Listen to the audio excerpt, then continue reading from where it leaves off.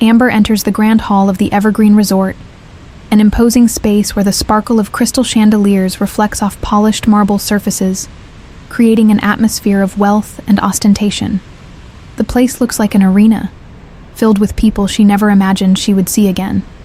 Conversations and laughter mingle in the air, but Amber feels a growing emptiness in her chest, a feeling of discomfort that has accompanied her since the moment she was invited to the event. It was not a place for her, not anymore. Not since she left everything behind years ago in search of something greater. The pressure of the environment begins to weigh on her shoulders. She tries to take a deep breath, but feels slightly short of breath. Michael, at her side, notices her apprehension. His hand, firm and steady, finds the small of her back, giving her subtle support. "Breathe," he says quietly, almost as if it were a command, but with a soft and understanding tone, as if he knew exactly what she was feeling. Amber looks at him, feeling his confidence instill some calm in her. Michael, with his sharp eyes and unflappable demeanor, is the opposite of everything Amber has ever known. A renowned surgeon, accustomed to making quick and accurate decisions, he would never be shaken by anything. He watches her now, with his clinical gaze, assessing her as if she were a patient on an examination table. It makes her feel simultaneously safe and vulnerable. The sound of a protest interrupts her thoughts. Leo, her 6-year-old son, pulls impatiently at his tie, clearly uncomfortable in his formal attire. "Mom, the tie is too tight. I can't stand it," he says in a whiny tone, fidgeting and making a small fuss. Amber can't help but smile, a tired but genuine smile. She bends down to adjust her son's tie, her fingers working skillfully and lovingly. "Just a little more, sweetie. After the ceremony, we can go to the pool, remember? Let's do our best now, and the fun will come later." She speaks firmly, but her gaze, full of love, conveys more than words could express. Leo immediately seems calmer, accepting the promise of the pool as a balm for his restless spirit. As Amber adjusts his tie, she notices that the crowd around them moves back a little, making way. And it is at that moment, when she looks up, that she sees a figure that would freeze the blood in her veins. A familiar, and at the same time, impossible sight. Grace, her sister, in the center of the room. Amber feels a shock run through her like lightning. The sight of Grace, now so different, but unmistakably her sister, makes her stop for a second. Grace's face, now more mature, lights up with a radiant smile as she raises a glass of champagne to make a toast. But for Amber, the world seems to shrink, as if the sound around her disappears and time slows down. Grace, so close and yet so far away. The last time Amber saw her was over a decade ago, when everything fell apart between them.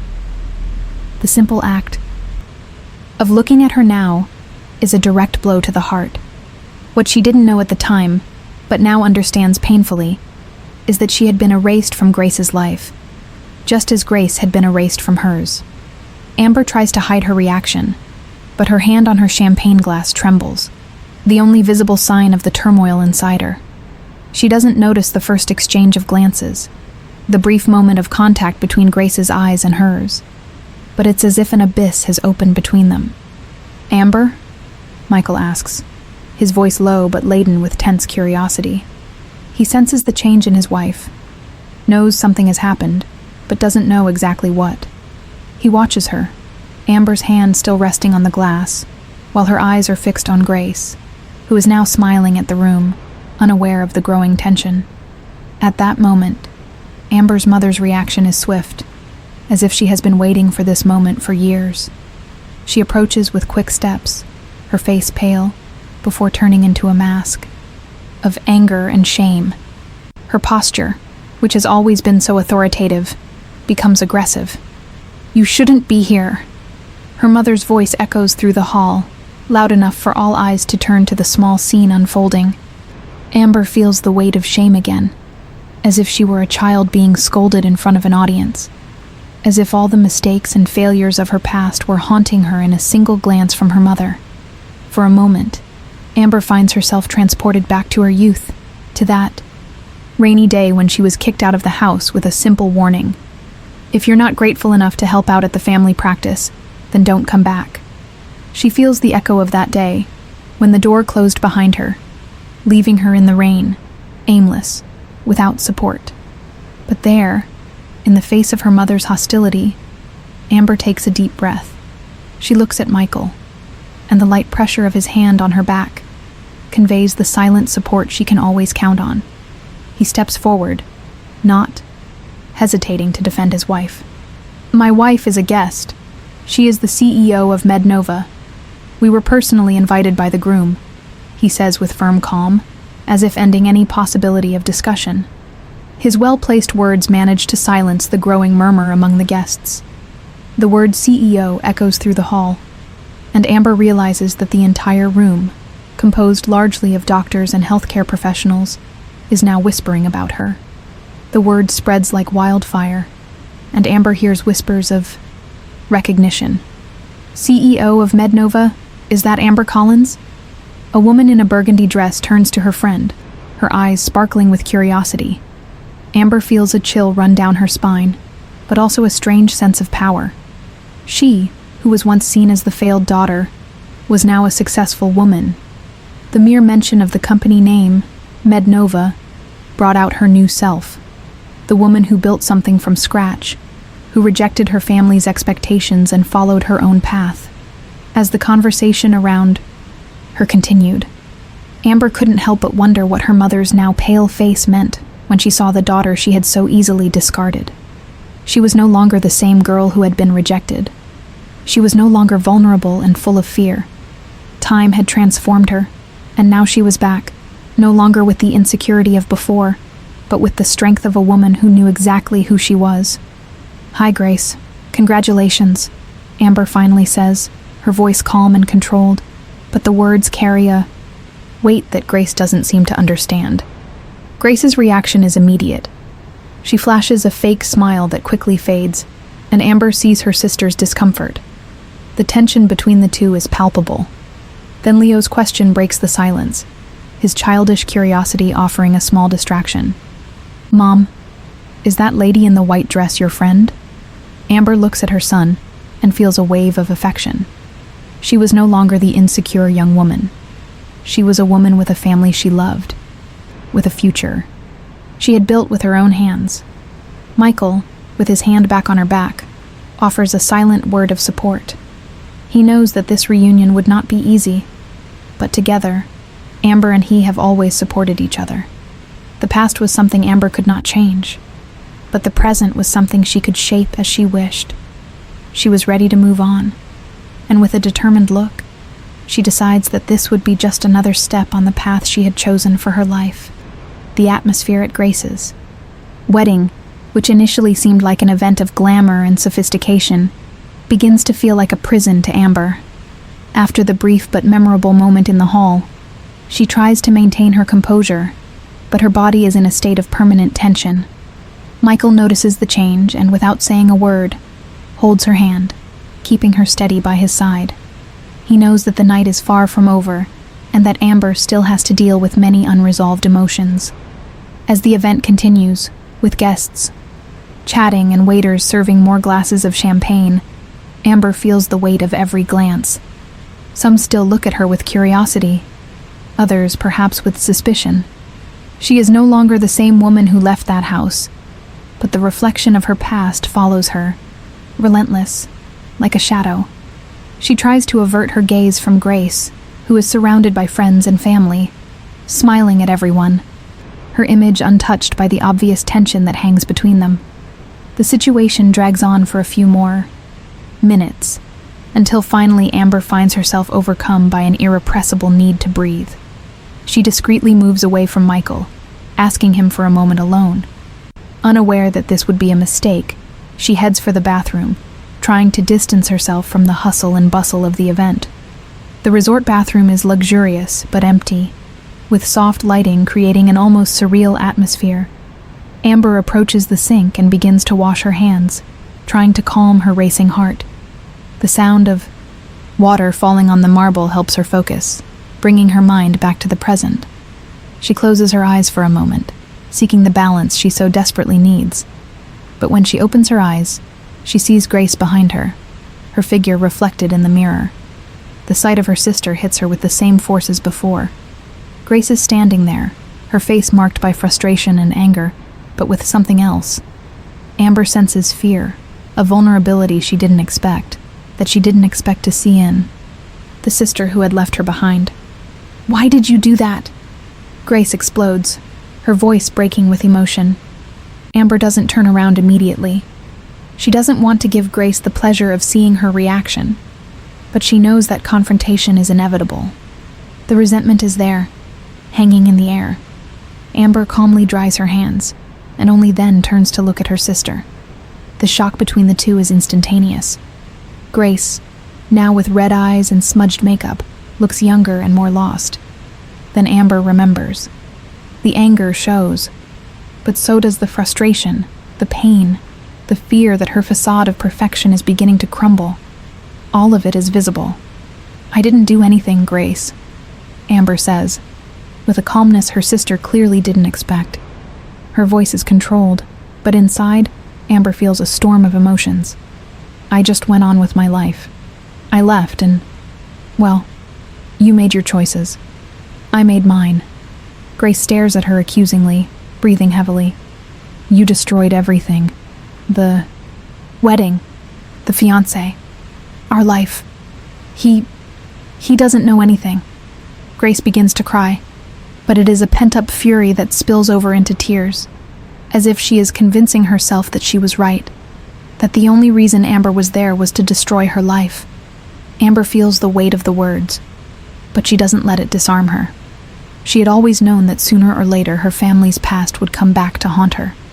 What she hadn't imagined was that it would happen in the most public and painful way possible, at Grace's wedding, in front of all her friends and family. "I'm not trying to destroy anything, Grace," Amber replies softly, trying to maintain control of the situation. "I'm just existing. I'm no longer the girl you and your parents thought I was. I've made a life for myself, built a career. I'm the CEO of one of the most innovative medical technology companies in the country. And honestly, that should be enough." Grace seems to falter for a moment. She didn't expect Amber to be so distant. Her sister no longer looked at her with that submissive gaze of someone who always sought approval, who was always ashamed of her own existence. Amber was different. She was a different woman now, a strong woman who built her empire with her own hands. But Grace's pain is still there. It's not easy to let go of the guilt she feels. "You don't understand," Grace says, the words coming out with difficulty. "Everyone thought you were a failure, that you had no future, that you wouldn't be able to move on. And when you left, I was forced to become what my parents wanted me to be. I just wanted to be good enough for them." Amber takes a deep breath, not allowing compassion for her sister to weaken her resolve. The past is something they both carry, but it is no longer something that defines who they are. "You were always good enough, Grace," Amber says, the sincerity in her words surprising even herself. "But that doesn't mean you have to carry the weight of their mistakes. And you don't have to carry the weight of my mistakes either. I'm not the girl you used to know anymore. I'm not the failed daughter you made me be anymore." Grace shakes her head, as if Amber's words don't make sense. "Then what do you want from me, Amber? For me to throw everything away? For me to destroy my life to start over? That's not how things work." Amber takes a step toward her, and for the first time, Grace doesn't back away. Amber's words, far from being an attack, are a silent summons. "I'm not asking you to destroy anything. Just to be honest with yourself. If you stay there, hiding who you really are, you'll never find peace. I know that better than anyone." The tension in the air eases, and Grace lets out a bitter, almost soundless laugh. She looks at Amber, as if seeing her for the first time, without the judgment that has always accompanied her. I don't know how to do that," Grace says, now calmer, the anger slowly dissipating. "I've always lived to please others. I don't know what it's like to live for myself. She swallows hard, her eyes watering. I don't know how to live without my parents controlling me. Amber looks at her sister, and for the first time in a long time, feels a pang of empathy. I know it's not easy, Grace. I know that because I lived that way myself, with the weight of others' expectations, until I decided to get rid of them. But there's no going back. Now you have to decide what you want for your life. Silence settles between them, as if the weight of all the unspoken words is finally dissipating. Amber feels a lightness in her chest, a sense that the conversation was more than a fight. It was an opening, an opportunity for both of them to start over. I didn't come here to destroy you, Grace, Amber says softly, her voice carrying a tone her sister didn't expect. I only came because it's what life brought me back to. I did what I thought I needed to do. Now, it's up to you to decide what you're going to do with it. Grace is silent, absorbing the words. The tension that was once charged with anger now turns into an introspective emptiness. Amber, for her part, feels she has done what she needed to do. There was no more room for resentment. What the future would bring, they would only know if they decided to face it head-on. Both know that the confrontation may have been only the first step, but Amber also knows that somewhere between hatred and pain, a chance for reconstruction can be born. The clock marks the passing of days since Grace's wedding, but the memory of that night seems to insist on staying alive, in the background, like a shadow that never completely goes away. For Amber, the time following the event is a mixture of relief and unease. She has been dedicating herself to her work more than ever, keeping her mind busy with the daily responsibilities of MedNova. Her focus on creating innovative solutions and expanding the reach of her company is a perfect antidote to the pain of memories. However, the feeling that the past is closer than she would like to admit grows with each passing day. Memories of Grace's wedding, the unexpected encounter with her sister, the whispers of the guests, and the constant feeling of tension follow her like a reminder of everything she tried to leave behind. Still, Amber maintains a calm facade, aware that life, however challenging, demands continuity. Now, in her luxurious office in the heart of MedNova, she looks at the stack of documents on her desk. A partnership agreement with Boston Memorial is there, awaiting her approval. The contract, if signed, could represent MedNova's entry into a new phase of expansion. Amber scans the proposal, absorbing the technical details, financial implications, and logistical challenges of an agreement of this magnitude. The phone on her desk rings, interrupting her focus. The voice of Meredith, her assistant, echoes through the intercom. Dr. Daniel? Brooks is here to see you, Ms. Collins. He doesn't have a scheduled appointment, but he says it's urgent. Amber looks up and glances toward the office door. She hasn't seen him since Grace's wedding. She knows he was in her life only briefly, but in a way that cannot be ignored. Daniel, the man who is now Grace's husband, seems to be carrying something important. Something that may be big enough to warrant a visit without prior notice. Amber hesitates for a moment. She knows he probably isn't, coming for a simple reason, and from the tone of his assistant, it's clear that something serious is at stake. You can send him in, Meredith, Amber says in a firm voice, but internally filled with unresolved expectations. Soon, Daniel enters, his posture slightly hunched, as if he is carrying more than just his own concern. He looks more worn out than the last time Amber saw him, his shirt slightly wrinkled and his hair messy, as if he has just come off a long and exhausting day. His eyes, normally calm and analytical, are now surrounded by deep, dark circles, and his expression is that of someone carrying an immense weight on his shoulders. "Thank you for seeing me on such short notice," he says, his voice echoing a sincerity that Amber can't ignore. He sits down, but remains tense, as if hesitating over what to say next. Amber watches him for a moment before responding, gesturing for him to make himself comfortable. "Of course.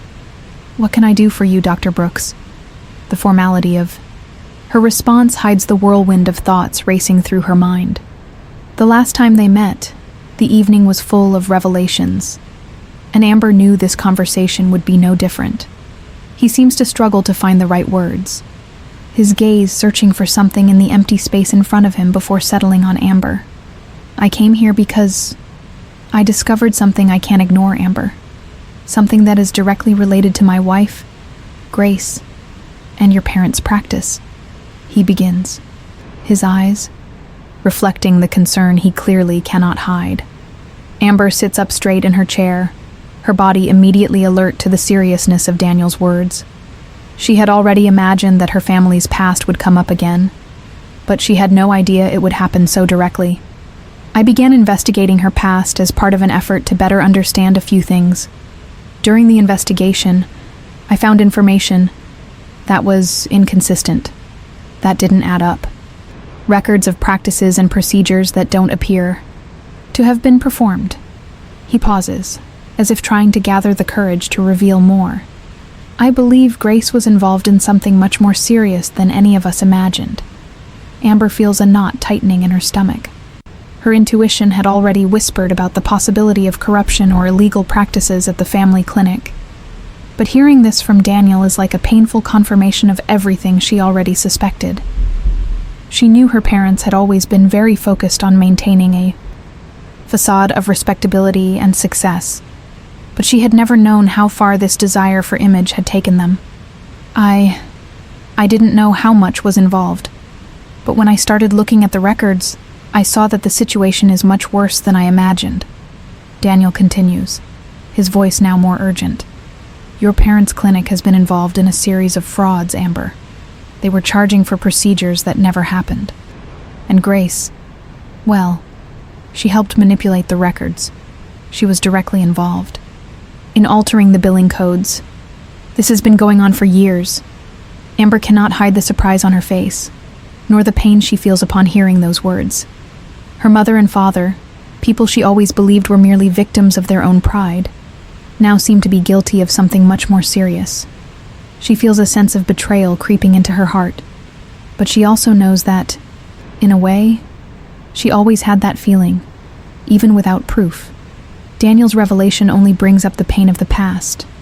And there's more, he continues, now with a more tense voice. While investigating, I found a mention of your name in the clinic's old records. And then, suddenly you disappeared. There were no more documents or references to you after a certain point. He pauses, watching Amber closely. It seems that you were erased from their history in an almost planned way. Amber feels a shock run through her body.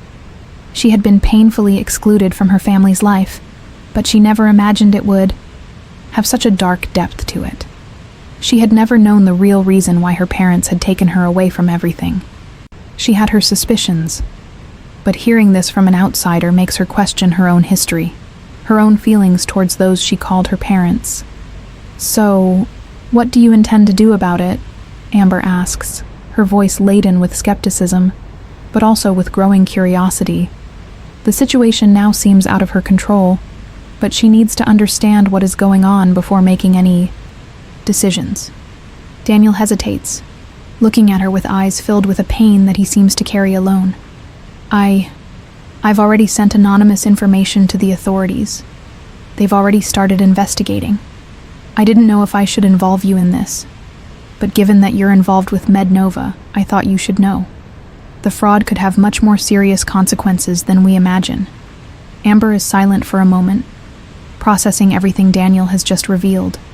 The pain of betrayal, the weight of the secret she had carried for so long, now seems to crystallize before her. But there is also a sense of relief, as if something were finally coming to light.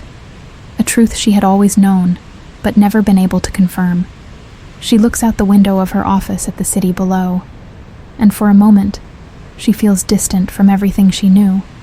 The city of Boston, with its twinkling lights and vibrant life, seems like a metaphor for her life, full of complexity, unexpected paths, and opportunities for new beginnings. She now has a decision to make: to continue living away from the past, or to use the power she has to finally put an end to a story that never had a clear ending. I can't get directly involved, Daniel, Amber says, breaking the silence. I've already built a new life, far away from all this. but I will support your decision, and if it's for the sake of justice, I hope you continue with what you've started." He looks at her, as if seeking an answer, an approval. "I'm already moving forward with this. I have no choice." He takes a deep breath, as if relieved to have finally spoken, to have laid his cards on the table. Amber nods, and he stands up, ready to leave. "Thanks for listening, Amber," he says before leaving the room. The door closes softly behind him, leaving Amber alone again, her head full of thoughts. She knows this is the point of no return. The past can no longer be ignored, and she will finally have to decide what to do with everything she has just discovered. The sun begins to set over the city of Boston, casting a soft light through the large windows of Amber's office. The view she used to find comforting, a window into the life she had built, now seems distant and irrelevant. The weight of her conversation with Daniel, the revelation of so many lies, hangs over her like a heavy cloud. She sits in her chair, the papers and documents on her desk now seeming like part of a stage set in which she no longer knows what role she is supposed to play. What does she really know about her own history? What does she understand about the secrets her family hid from her? All these years, she always thought her family's problems were caused by her own inability to fit in, to meet expectations. But now, hearing about the fraud, the manipulation of records, and Grace's involvement, Amber begins to question the very narrative she has built about her life. They made me leave, but now I know it was all planned, Amber thinks, fingering the Mednova papers without really looking at them. She feels as if her reality, which had seemed so solid until that moment, is slowly crumbling, revealing cracks, secrets that had not been told, and that she had unconsciously ignored. Her mind goes back to the days when she was forced to leave her parents' house, their cold behavior, and the feeling that she was being discarded like a useless object. The office door opens, and Meredith enters with her usual efficiency, but with a worried look. "Ms. Collins, Dr. Daniel Brooks is on the phone again, insisting on speaking with you. He said something urgent has happened with the investigation. The police are starting to take action, and he wants to know how to proceed." Amber takes a deep breath. She knew that sooner or later Daniel would make this call. She couldn't continue to ignore what was happening, nor could she completely distance herself from a problem that, although she hadn't directly caused, now had the potential to irreversibly affect her life. She had already made the decision not to get involved, but the internal pressure, the guilt that had built up over years of silence, and the legal consequences for her family were too much to ignore. "Tell him I'll take it," Amber replies, her voice tense but resolute. The decision was being made within her, and there was a clarity that surprised her. The story of her life, her choices, the distance she had created between herself and her family, all of it now seemed to be part of a chapter she no longer wanted to read. Meredith disappears to pass on the message, and a few minutes later, the phone rings. Amber picks it up without hesitation, her heart beating faster, not out of fear, but out of a sense of inevitability. "Amber," Daniel's voice sounds on the other end of the line. He is visibly nervous, and the tension in his voice is clear. "I received a notification. The investigation is progressing faster than I imagined. The police are beginning to gather evidence, but there is something else, something that may directly affect us." Amber closes her eyes for a moment, trying to understand what he is saying. Fear and anxiety slowly begin to creep into her body, but she remains steadfast. "What exactly is going on, Daniel?" she asks calmly, trying to maintain control of the conversation despite the turmoil inside her. "I've discovered more records that directly implicate your mother and father," Daniel says, his voice heavy with gravity. "In addition to the fraud, it appears they were illegally using Mednova's name to justify some of the falsified procedures. They were billing more than they should have, claiming that the equipment your company supplied was being used in treatments that never took place. This could be a charge of tax fraud, and the consequences for everyone involved could be immense." Amber feels her stomach churn at the revelation. She had always known that her relationship with her family was marked by lies and omissions, but the extent of their involvement in tax fraud, using Mednova's name, is something she never imagined, and it jeopardizes everything she has built. This could seriously affect us. Mednova, my company. She begins to think aloud, but Daniel quickly interrupts her. Yes, Amber. Mednova's name is being associated with these fraudulent activities, and although I acted in good faith and took the information to the authorities, the investigations are getting closer to you. They will want to know how Mednova fits into this. Your connection to your family could be a direct line to scandal. Amber takes a deep breath, trying to organize her thoughts. Daniel's words echo inside her head. She knows that, once again, she is being pulled into the abyss of her past, a place she has tried so hard to avoid. But she can no longer hide. The impact of all this will not only affect her professional reputation, but also her integrity as a person. And the truth, which has always haunted her, is now finally at her doorstep. You're right, Amber says finally, her voice firmer. I can't ignore this anymore. If Mednova is being implicated, if my company's name is involved, I can't just wait and see what happens. I need to act. She feels at peace with her decision, but also weighed down by a burden that reminds her of every step she took to get here. Her professional life, her achievements, and even the future of Mednova may be at stake. But what is also at stake is what she chooses to do with this truth. She can no longer allow her family's mistakes to define her, and she will not let their fraud destroy what she has worked so hard to build. I'll do whatever it takes to protect Mednova, Amber says with new determination. I don't know if I'll be able to clear my family's name, but I'll make sure that my work, my company, isn't affected by it. Daniel, visibly relieved, replies, I knew you would make the right decision, Amber. I will continue to cooperate with the authorities, but it's important that you also take the necessary steps. The only way to get out of this clean is to get involved as soon as possible. Amber settles into her chair, feeling the weight of responsibility grow on her shoulders. The consequences of all this are yet to come, but she can't allow herself to hesitate. She has already made her choice. It's no longer about what her family did or didn't do. Now it's about who she is and what she's willing to do to protect the legacy she has built with so much effort. I'll do it. I'll act quickly, she replies, more to herself than to Daniel. She knows the road ahead won't be easy, but for the first time in a long time, she feels like she's taking control of her own life, free from the chains that have kept her tied to the past. She hangs up the phone with a sigh, but the accompanying sense of relief is only temporary. The war against the truth, and against the consequences of a dark past, is just beginning. 6. Months have passed since Amber made the decision to face the past and take action to protect what she had built. And life around her, though still full of challenges, finally seems to be finding a balance. The investigation into the fraud involving her family is ongoing, but Amber maintains a controlled distance, allowing Daniel and the authorities to conduct the process. She has already done what she could to protect her company and ensure that Mednova's name was not tarnished, even though the truth about her family was spreading faster than she would have liked. Now, her focus is where it should always have been, on her family and her company. Work has been a constant anchor, and Amber has thrown herself into it more than ever, forging partnerships and solidifying Mednova's position as a leader in post-surgical monitoring technologies.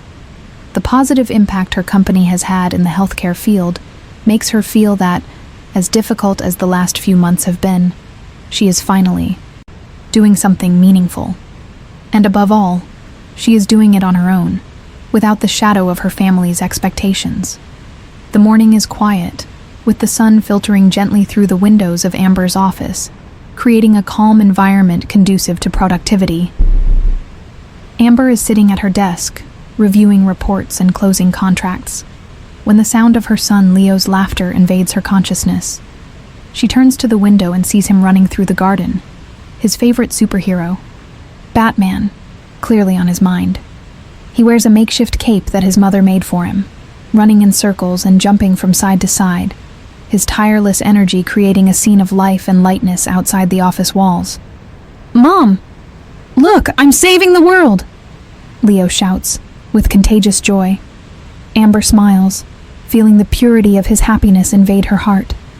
Even with all the chaos surrounding her, Leo remains the center of her universe, the reason she keeps going, day after day. Amber gets up from her chair and goes to the window to watch her son. She takes a deep breath, allowing herself a moment of tranquility. She always wanted Leo to grow up in a healthy and safe environment, far from the shadows of her dysfunctional family. He is her daily motivation to keep fighting, not only for Mednova's success, but so that he has the chance to be free from the emotional chains that she herself had to break. "Honey, be careful on the slide," Amber shouts, seeing Leo try to make a clumsy jump from the small structure in the garden. He turns his head to look at her, laughing, as he grabs the slide more firmly. "I'm fine, Mom. Don't worry." She laughs quietly, grateful to have a son who, even with so much energy and irreverent spirit, has the confidence to know that his mother is always there for him. Amber feels that, in a way, she is also beginning to find her own confidence again. Every day away from the past, away from her family's lies, is a quiet victory. The office door opens and Michael enters, a broad smile on his face, a tray of juices in his hand. He knows Amber loves these little gestures, and he always makes a point of bringing her something when he has time between surgeries. "Reinforcements in the area," Michael says with a playful smile as he places the juice glasses on her desk. "I should start calling you waiter instead of surgeon," Amber jokes, picking up one of the glasses. She takes a sip, the sweet taste of fruit bringing a slight relief to her mind. Michael chuckles and moves closer to her. He has always been her biggest support, her emotional anchor amid the chaos. Amber knows their connection is strong, but she also knows she can't let anything, not even the shadows of the past, threaten what they have built together. They love each other, and that's all that matters right now. "I saw the number of hospitals that have started adopting our technology, Amber. Number 5, right?" Michael observes, referring to yet another partnership secured. For Mednova, he is as immersed in his wife's success as she is. He always had a clear vision of where she could go, and now he sees that vision coming to fruition before their eyes. Amber smiles, feeling proud to see her company grow, but also the personal fulfillment that comes from having built everything on her own, with her effort and dedication. Yes, number 5. That means we have over 500 hospitals in the pipeline, and acceptance of our technology is only increasing. We're going far. Michael, he gestures with satisfaction. "I always knew you could do it, Amber. You're unbeatable when you set your mind to something." Leo, who is now back near the window, points to his mother's office with a mischievous twinkle in his eye. "Look, Mom, I did it. I'm helping people get better now. I'm a superhero too," he says with a big smile. Amber looks at him, her eyes softening with the immense love she feels for her son. "You are indeed a superhero, my love," she says, her voice full of affection. "A hero who will save many hearts." She looks at Michael, who is now beside her, and their smiles meet in silent understanding. They have the life they chose to build together, and that, for Amber, is her true reward. Michael approaches her, sitting down beside her at the table, while Leo runs back to play. "I heard about another big achievement today. Davis Hospital approved our technology, right?" Amber nods, her smile widening as she confirms the good news. "Yes, the 5th hospital. In that chain, we're making a difference, Michael. What I wanted most in life was to help improve people's health, and now we're achieving that." Michael looks at her with admiration, not only for her professional success, but for the woman she has become. "You're amazing, Amber. I always knew your vision would transform the healthcare industry. And now, with everything we've accomplished, I have no doubt that we're just getting started." Amber feels a wave of gratitude and contentment, something she hasn't experienced in a long time. Although the past still has a constant presence, she realizes that the present is here, and the future can also be shaped. She is making a difference, not only in the business world, but also in the lives of her family, and that's more than she could have ever dreamed of. She looks out at the garden again, where Leo runs among the flowers, his smile and energy lighting up the world around him. Amber knows that as painful as the past has been, the future she is creating now, with Michael and Leo, will be a beacon of hope and happiness, a reflection of everything she has ever wanted to achieve. Yes, she murmurs to herself, her eyes fixed on the peaceful scene in the garden. I really am unbeatable. The following months are a time of transition, an era of rebuilding for both Amber and her family. Amber's life, though still marked by the scars of the past, becomes lighter as she makes a conscious and determined choice to live for the present and the future. The threats hanging over Mednova begin to diminish as the investigation into the fraud involving her family runs its course, with the truth finally being unearthed. But Amber is no longer so concerned with what the past has done to her. She has a new focus now, what she can create with the opportunities that lie ahead. The May sun shines brightly in her backyard, where Leo, wearing his superhero cape, is once again running among the flowers and bushes, as if on a life or death mission. Amber watches from the upstairs window, a soft smile on her lips. The sound of Leo's laughter reaches her, his little being playing and living in a way that Amber knows is unique and full of promise. In just a few months, Mednova has continued to grow significantly, winning over renowned hospitals and clinics that have relied on the company's innovative post-surgical monitoring technology. Amber's name is now synonymous with success and competence in the healthcare industry, and she knows that every new contract signed is a victory for the hard work she and her team have put in. But more importantly, Amber knows that she is finally creating something more solid and lasting than any professional recognition, a life of inner peace, far from the ghosts of the past. She turns to her cell phone, which is vibrating on the table.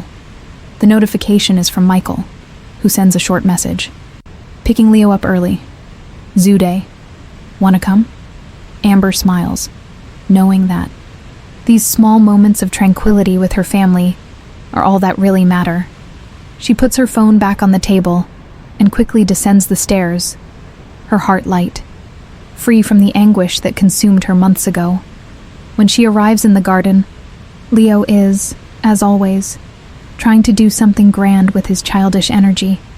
This time, he is rescuing the garden from an imaginary invader, jumping from side to side with unexpected agility for a child his age.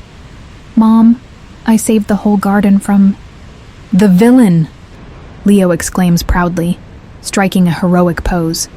He lifts one of the plants with great effort, as if it were a prize, and Amber smiles, realizing how he has this gift of turning even the simplest moments into adventures.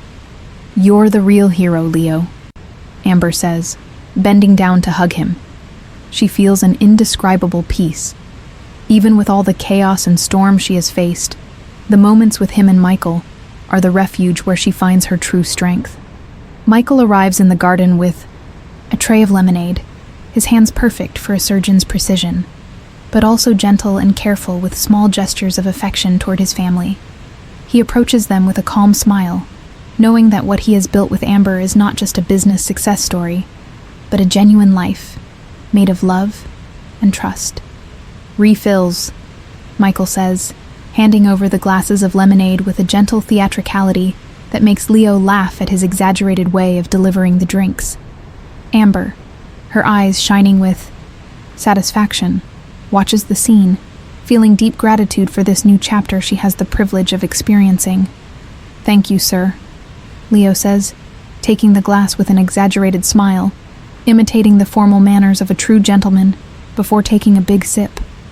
Amber laughs with him, and for a moment, everything seems in perfect harmony. Michael sits down next to Amber on the garden bench. He looks at his son, and then at her, a shared look of complicity, of someone who knows that what they have, built together, is not just a professional success story, but a story of overcoming adversity, of building a true and well-founded life. Did you hear about hospital number 5? Michael asks casually. Amber knew he was talking about Mednova's recent partnership with Davis Hospital, which was a major milestone for the company. This was not just a number, but the achievement of a much larger goal, a long-term mission they were pursuing with commitment. Yes, I heard. There are 500 hospitals in the pipeline, and this could change the landscape of post-surgical recovery. We're really making a difference. Amber replies, but her voice conveys not only the professional pride she feels, but also a deeper sense of accomplishment. Did you know that this is what you always wanted? This, to help people recover better and faster. You really did it, Amber, Michael says, his voice low and full of admiration. Amber looks at him, her eyes now softer than ever. She feels a wave of gratitude, a sense that, despite the challenges, she has finally found her place in the world. I didn't know it would be like this, Michael. When I started, it was just an attempt to find something that was mine, something that wasn't related to my family or what others expected of me. But now I see how much sense it makes, how much things really fit together. They exchange a silent glance, full of mutual understanding. They both know that MedNova is not just a company or an invention. It is the realization of a deeper vision, something Amber created from nothing, something that now benefits lives and offers more chances of recovery for those in need. Yes, this is more than just a successful company. It's about impacting the world in a real and positive way. I admire you for that, Michael says, and Amber feels the weight of sincerity in his words. Leo, now with his face covered in lemonade, runs to the bench and jumps into Amber's lap. Look, Mom, I did the heroic work and now I'm here, enjoying my well-deserved rest. Amber gives her son a big hug and looks at Michael. The silence that follows between them is comfortable, full of meaning. They are creating something together, and it's not just a company or a successful professional life.